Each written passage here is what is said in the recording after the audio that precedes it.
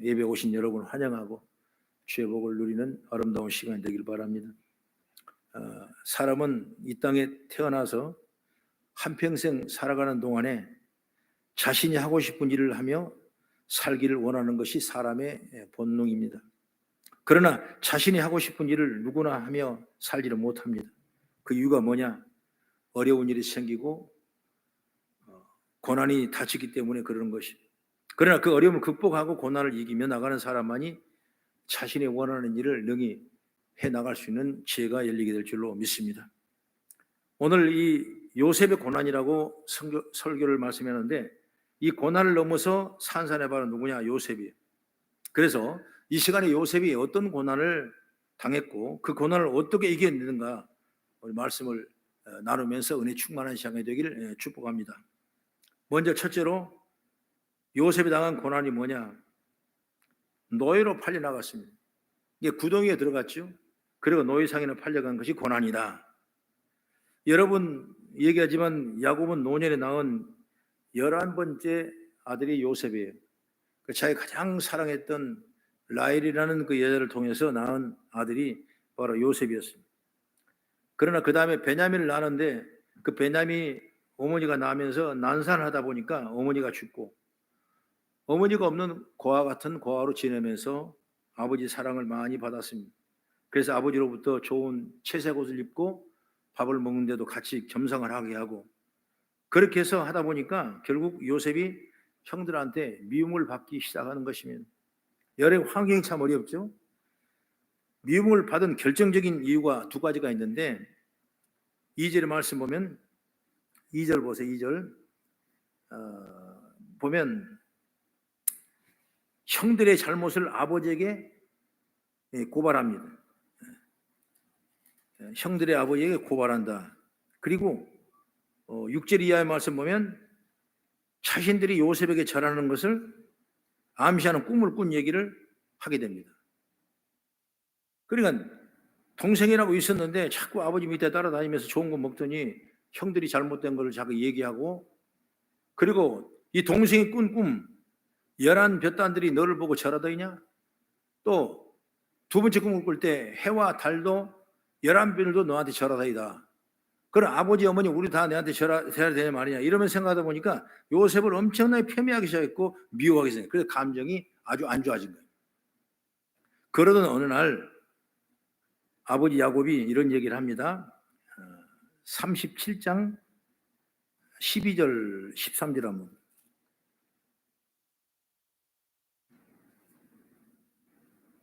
네, 12절 시작. 그의 형들이 세겜에 가서 아버지의 양떼를 칠 때 이스라엘이 요셉에게 이르되 내 형들이 세겜에서 양을 치지 아니하느냐? 너를 그들에게로 보내리라. 요셉이 아버지에게 대답하되 네 그러겠나이다. 아버지 심부름을 가라. 내 형들은 지금 양떼를 키우느라 밖에 나가 있는데 며칠 된 못 데려오니까 그 양떼를 키우는 형들이 걱정이 되고 염려가 된다. 그러니까 네가 안부를 한번 물고 오라 그랬어요. 잘 지내고 있는지 보고 오라. 그랬을 때 이 동생은 예 그러겠네라고 감사하면서 그 안부를 물으러 형들을 쫓아갑니다. 그런데 동생 이 요셉이 먼 길을 찾아왔는데 형들은 찾아온 동생의 마음에 들질 않아요. 왜? 처음부터 동생을 시기하고 미워했기 때문에 지금 찾아오는 것도 별로 별 받지 않아요. 그렇기 때문에 본문 18절 20절 말씀 보면 18절 20절 시작. 요셉이 그들에게 가까이 오기 전에 그들이 요셉을 멀리서 보고 죽이기를 꾀하며 서로 이르되 꿈꾸는 자가 오는도다. 자 그를 죽여 한 구덩이에 던지고 우리가 말하기를 악한 짐승이 그를 잡아먹었다 하자. 그의 꿈이 어떻게 되는지를 우리가 볼 것인지라. 이렇게 말하니 그 형들은 요셉의 아직 멀리 자신에게 오는 것도 보고 죽여서 구덩이에 던지고자 서로 의논을 하고 있는 것입니다. 하나 덧붙인다면 만약 요셉을 죽여버리면 그가 꿈꿨던 그 꿈이 현실이 어떻게 될 것인가 한번 보자 이것입니다. 여기서 형들의 잘못이 크게 두 가지가 있는데, 하나는 뭐냐? 감정 때문에 동생을 죽이려는 것이고, 또 하나는 하나님이 주신 꿈을 폄훼하는 것입니다. 여러분, 사람이 살아가면서 인간 사이기 때문에 때로는 감정 없는 사람이었고 또 그런 감정을 누추할 수 없는 게 없는 거죠. 그러나 이런 감정을 억제하고 믿음 사는 거 얼마나 중요한가. 또 하나님이 계시하고 하나님이 예비하고 하나님이 이를 유신 일에 여러분 폄훼해버린다면 이건 엄청난 죄악인 것입니다. 그러니까 이런 문제가 결국은 요셉을 동생을 죽인다. 여기서부터 요셉의 고난이 시작되는 거죠. 그러나 형들은 요셉을 죽이지 못합니다. 왜? 오늘 이 형들 앞에 왔지만은 루벤이라는 큰 형님이 장자가 그걸 막았어요. 죽이지 말자. 구덩이 파서 놔두자. 우리 형제끼리 피 흘리지 말자. 그래서 물이 없는 그 구덩이에 던져버린 것입니다. 그러나 다른 형들은 이 루벤과 마음이 달랐어요. 굶어 죽이려는 마음이 있었습니다. 그러나 그들은 자기 곁을 지나가는 장사꾼을 보입니다. 그리고 유다의 주도로, 네 번째 형이 유다거든요. 유다의 주도로 어떠냐, 장사꾼에게 은 20을 받고 팔아버립니다.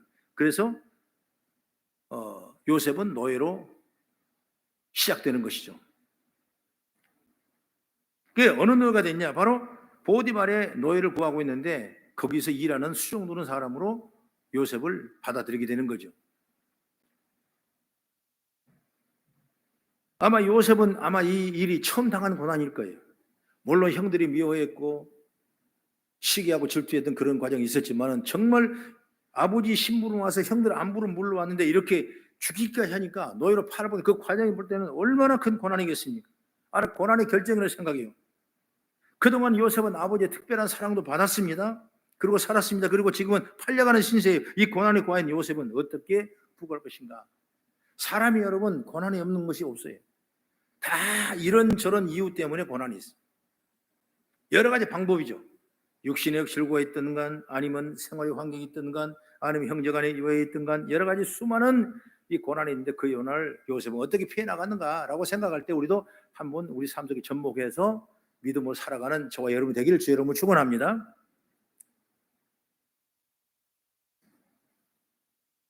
그 다음에 두 번째 고난은 뭐냐? 노예로서 이제 생활을 시작합니다. 이스마엘 상인에게 팔려간 요셉은 다시 그 상인이 애굽의 바로의 친위대장인 보디발에게 팝니다. 그래서 요셉은 그 집의 노예가 되는 거예요. 여러분, 노예라는 것은 뭐냐? 평생을 노예 생활할 수밖에 없고 죽어도 노예예요. 자기 자식이 나도 그것은 내 자식이 아니라 다 주인 것이에요.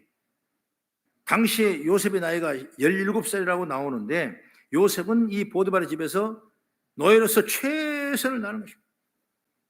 그러다 보니까 보디발의 신임을 얻어서 그 집에 나중에 가정 총무가 됩니다. 요셉이. 창세기 39장 6절 말씀 보면 당시 상황을 이렇게 설명하죠. 시작. 주인이 그의 소유를 다 요셉의 손에 유탁하고 자기는 먹는 음식 외에 간섭하지 아니했더라. 요셉은 용모가 빼어나고 아름다웠더라. 그랬습니다. 용모가 빼어나고 아름답기 때문에 요셉은 그 가정의 총무가 됐지만은 보디발의 아내의 유혹을 받습니다. 그런데 그 요셉이 어떻게 행동하는 거 봐야 되는데 39장 8절 10절의 말씀을 같이 한번 읽어보면 39장 8절 10절 39장 8절 10절 한번 보겠습니다. 시작. 요셉이 거절하며 자기 주인의 아내에게 이르되 내 주인이 집안의 모든 소유를 간섭하지 아니하고 다 내 손에 위탁하였으니 이 집에는 나보다 큰 이가 없으며 주인이 아무것도 내게 급하지 아니하였어도 금한 것은 당신뿐이니 당신은 그의 아내임이라. 그런즉 내가 어찌 그 악을 행하여 하나님께 죄를 지으니까. 다 당신의 주인이 내게 다 맡겼다. 모든 소유를 맡겼는데 그럼에도 불구하고 당신을 어떻게 내 주인이 되겠느냐고 말이에요.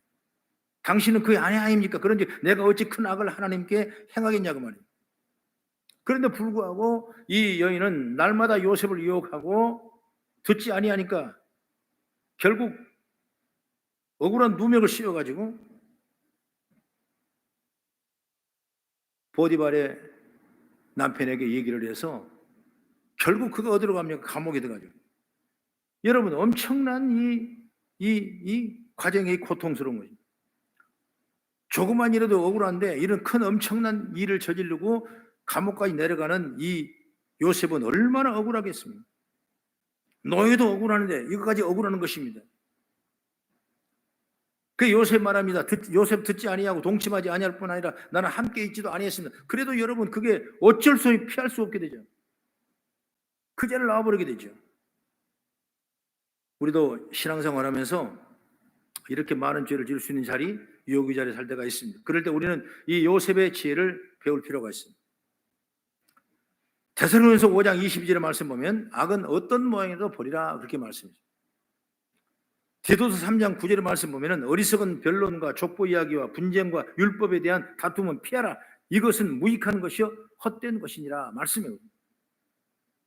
여러분, 이런 말씀을 통해 무엇을 깨닫게 되냐? 바로 죄 짓는 자리, 악을 행하려는 자리를 피해야 되는 것입니다. 이렇게 자리가 중요해요. 여러분, 우리가 이 자리가 얼마나 귀한 자리입니까? 하나님이 여러분 은혜를 쏟아 부을 만한 축복의 자리인 줄 믿으시기 바랍니다. 얼마나 축복 자리. 와서 예비하고 찬양하고 기도하고. 제가 오늘 찬양하면서 느끼는 게 뭐냐면, 목사님 찬양 연습을 더 해야 되겠다. 우리 청년한테 몇 개 놨더니 나는 찬양을 부를 기회가 없는 거야. 그러니까 내가 자꾸 찬양은 도태되고, 그래서 아니다, 내가 찬양을 인도하고 같이 배워가면서 은혜 배워야 되겠다, 이런 생각을 하게 되는 것입니다. 여러분, 이 자리가 정말 축복의 자리고 은혜의 자리고 여러분이 복을 받을 자리인 줄 믿으시기 바랍니다. 이 자리를 하나님의 복을 안 주시면 누가 축복해 주겠냐고. 얼마 전에 한 2주 됐나요? 우리 윤소식 그 의원이 있는데, 청장이 있는데, 그 국민의힘 거기에 갔더니 아침에 새벽에 모임을 가서 갔더니 많은 사람이 모여 있어요. 그러면서 아침 식사는 지나갔고, 그래서 커피를 사모님하고 같이 대접을 했는데 참 맛있게 드시고 돈 5만 원 썼지만은 아주 얼마나 아주 그 자리가 좋은 자리 몰랐어요. 그래, 이런 얘기하다 보니까 사모님은 그냥 막 성령이 충만해가지고 복음을 전하는데 막 명함 하나 탁탁 주면서 막 그냥 복음을 전하니까 사람들이 듣고 있는 거야. 진짜 복 받은 건가? 진짜 그 성경 좋은 건가? 이렇게 해서 헷갈리는 거야, 사람들이. 그래서 한 사람이, 사모님, 내가 교회 가 있습니다. 그럼 지난주에 와서 앉아 있더라고. 이번 주에 또 왔어요. 내가 왜 오냐 그러니까 사모님 약속이 안 할 수가 없다는 거예요. 그분도 큰 사업을 하시고 아주 훌륭하신 분인데, 사모님 말씀 들어보니까 아주 복을 받을 것 같아. 그래서 어떻게 보면 이 자리가 복된 자리고 이 자리가 은혜의 자리인데 내가 오면 복을 받을 것 같은 그런 느낌이 자꾸 들어서, 제대로 믿지도 않는 사람이 얼마나 오겠습니까? 그러나 그가 와서 예배를 드리고 큰 교회 가서 그냥 우렁찰랑하게 할 수 있겠지만은 그냥 교회 와서 예배 드리면서 나오는 그 모습이 얼마나 축복의 자리일까. 할렐루야. 그 자리가 은혜의 자리고 축복의 자리고 우리가 복을 받을 자리인 줄 믿으시기 바랍니다. 어떤 사람 어느 교회가 뭐가 좋으니까 어디로 가고, 아이들 교육이 잘 되면 어디로 가고, 또 어느 교회 가면 시집을 장하면 그리 가고, 별이 발광을 난리를 하고 있어요. 그러나 여러분, 내가 준 이 자리에 최선을 다하면 요셉에게 하나님이 억울함 속에서 그 자리를 충실하고 성실했을 때 놀라운 축복을 허락한 것처럼 저와 여러분들이 어떤 환경 속에서도 이 자리가 귀한 자리를 믿고 예배하고 찬양하고 기도한다면 이 자리가 하나님의 은혜를 축복 자리인 줄 믿으시기 바랍니다. 하나님 그런 역사입니다. 여러분, 하나님은 무시하지 마요. 무시는 안 하겠죠. 쉽게 생각하지 말아요. 절대 절명한 하나님은 우리의 생사복을 주관하심이고 높고 낮음을 계산하신 분이 누구냐? 하나님이시요. 그렇기 때문에 여러분 늘 믿음으로 충만한 지혜를 받고 나가는 은혜가 있기를 주의 이름으로 축원합니다. 마지막으로 세 번째 뭐냐? 요셉이 당한 고난은 감옥에 갇히는 고난이에요. 이제 그 다음에 감옥에 갇히죠. 유혹을 뿌리치고 도망간 결과는 바로 감옥행이다. 요셉이 유혹을 뿌리치고 그 뿌리친 것 때문에 아내가 보디발에게 유혹했다고 모함을 한 것입니다. 그 말을 들은 보디발은 심히 노하여 요셉을 잡아 옥에 가두라 말씀했습니다. 요셉이 비록 감옥에 갇혔으나 요셉은 잘못한 게 없죠. 요셉은 야곱의 사랑받는 아들로서 애굽으로 팔려나와 노예 생활하면서 가장 총무 자리까지 훌륭하게 다 했고, 그러나 누명한 억울함을 쓰고 그런 충성스럽게 다 정직하게 살았는데, 그래서 가장 총무까지 올라가지 않겠습니까? 그런데 그 요셉을 보디발의 눈여겨본 것이 아니라 바로 하나님도 똑같은 선에서 요셉을 보고 있는 거예요. 할렐루야. 여러분, 하나님은 우리의 삶을 보고 지키시고 있는 줄 믿으시기 바랍니다. 오늘 39장 21절 23절을 보게 되면 21절 23절 같이 한번 읽어보겠습니다. 시작. 여호와께서 요셉과 함께 하시고 그에게 인자를 더하사 간수장에게 은혜를 받게 하시매 간수장이 옥중 제수를 다 요셉 손에 맡김으로 그 재반 사물을 요셉이 치리하고 간수장은 그의 손에 맡긴 것을 무엇이든지 살펴보지 아니하였으니 이는 여호와께서 요셉과 함께 하심이라. 여호와께서 그를 범사에 형통케 하셨더라. 여러분, 그 감옥에 들어가도 옥중에서도 어떤 일을 했는지 구체적으로 나오지 않지만은 최선을 다해 성실하게 일했다고 나옵니다. 그랬을 때 하나님께서는 그걸 보신 겁니다. 하나님은 여기 있는 거 보신 것이 아니라 밖에 나가 있어도 하나님 보시는 거예요. 밖에 나가 있는 건 보신 거 아니라 여기 와 있는 거 보시는 거예요. 그렇기 때문에 우리가 하나님 앞에 형통을 보고받으려면 늘 하나님의 시선을 받는 그런 지혜가 열릴 때 은혜고 축복인 줄 믿으시기 바랍니다. 창세기 39장 5절을 한번 같이 보면 5절 봅니다. 5절 39장 5절 시작. 그가 요셉에게 자기의 집과 그의 모든 소유물을 주관하게 한 때부터 여호와께서 요셉을 위하여 그 애굽 사람 집에 복을 내리심으로 여호와의 복이 그의 집과 밭에 있는 모든 소유에 미치니라. 이 집이 복을 받는 건 뭐냐? 요셉의 성실과 정직으로 살아간 또 가장 중요한 얘기지만 하나님께서 요셉을 위하여 그 집에 내가 있기 때문에 요셉을 위하여 그 애굽 사람 집에 내가 복을 내리겠다는 거죠. 여러분, 이게 축복이 주는 거 아니겠냐고 말이에요. 여러분을 위하여, 여러분 때문에, 여러분을 위해서 여러분 교회에 복을 내주시는 거예요. 얼마나 감사합니까? 여러분 공동체, 여러분 한 사람을 위해서 여러분 공동체에 복을 주는 거예요. 그래서 요셉은 가정에서도 최고의 총무가 됐고 결국 그 요셉을 잘 봤던 하나님께서 요셉을 위해서 애굽의 나라를 총리의 재상으로 삼으신 거예요. 여러분, 노예가 17살 때부터 노예가 누명한 무명을 쓰고 고난을 당하고 억울함을 쓰고 그리고 13년 만에 나이 30대가 돼서 애굽의 총리 재상이 되는 것이, 여러분 당시에 애굽의 나라가 이스라엘 나라가 게임도 안 되는 것입니다. 엄청나게 큰 나라 대국이 세계를 지배할 만한 그 애굽의 나라가 누구에게 모든 것을 요셉에게 맡기는 재상으로 삼는 거예요. 하나님의 축복이죠. 그래서 그러면 왜 요셉을 위하여 애굽에 복을 주는 거인지, 오늘 우리도 이 한 사람 때문에 우리 교회가 복을 받는 줄 믿으시기 바랍니다. 여러분 한 사람 때문에 우리 교회가 복을 받는 줄 믿으시기 바랍니다. 요셉을 위하여 그 애굽 사람의 집에 복을 내시고, 물론 하나님의 은혜지만 또 하나의 중요한 이유는 바로 요셉의 삶의 태도고 요셉의 그 정직성에 대한 하나님의 도우심과 은혜인 줄 저는 믿습니다. 성경을 보면 이런 이유가 설명된 장면이 있는데 창세기 47장 20절 말씀 보면 시작. 그러므로 요셉이 애굽의 모든 토지를 다 사서 바로에게 바치니 애굽의 모든 사람들이 기근에 시달려 각기 토지를 팔았음이라 땅이 바로의 소유가 된지라. 그러니까 이미 이제 애굽의 재상이 됐죠. 그런데 그 요셉 이후에 기근 때문에 그 애굽의 나라가 엄청난 어려움을 당하는 거예요. 그럴 때 이미 양곡 정책을 잘 양정책을 써가지고 애굽 사람들의 모든 소유를 양식을 다 갖다 주면서, 그러니까 7년 동안 흉년이 나오면 풍년이 나오고 그 다음에 7년 흉년이 나올 때 그건 거거든요.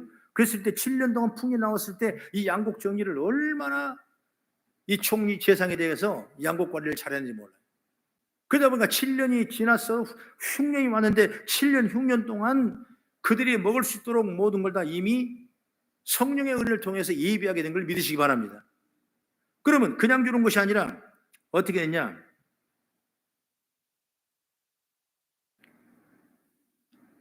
아까 읽었던 것처럼 애굽의 모든 토지를 다 사서 양식을 줘서 너희 토지를 내가 다 사서 그 토지를 누구한테? 바로에다 바칩니다. 그래서 애굽의 모든 사람들이 기근에서 각기 토지를 팔았습니다. 바로 누구냐? 땅이 바로의 소유가 된 거예요. 그 나라의 소유가 된, 왕의 소유가 되는 것입니다. 여러분, 그것 때문에 이 엄청난 변함없는 바로의 왕에 충성을 다했고 정직하고 깨끗하고 정말 재상을 다 이루는 거예요. 그게 의의 길을 가니까 하나님께서 요셉을 들어 세우고 애굽에게 하나님의 영광이 드러나게 되고, 결국 결론이지만은